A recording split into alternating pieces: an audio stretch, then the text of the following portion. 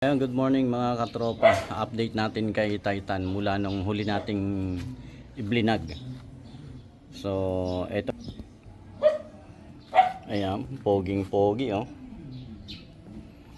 So, inalis natin yung ating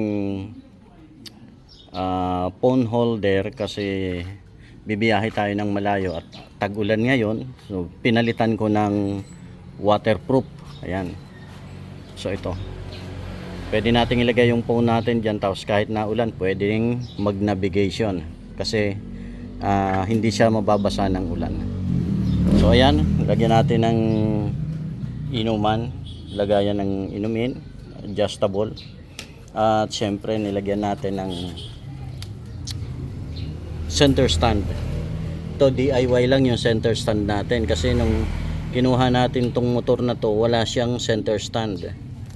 Ayan, so ginawa na lang natin ng center stand para makatayo siya ng diretso.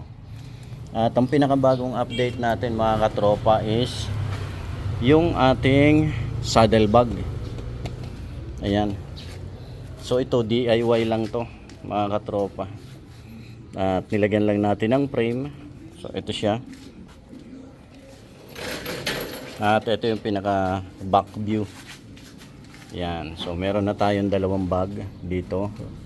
Ready na para sa malayo ang biyahe. At syempre yung ating top box na 45 liters. Kaya malaki yung ating top box. So ayan, hindi naman na matatakpan yung ating stoplight kasi nandyan pa rin siya. So ito ngayon yung ating update sa ating Rossi Titan 250 Fi.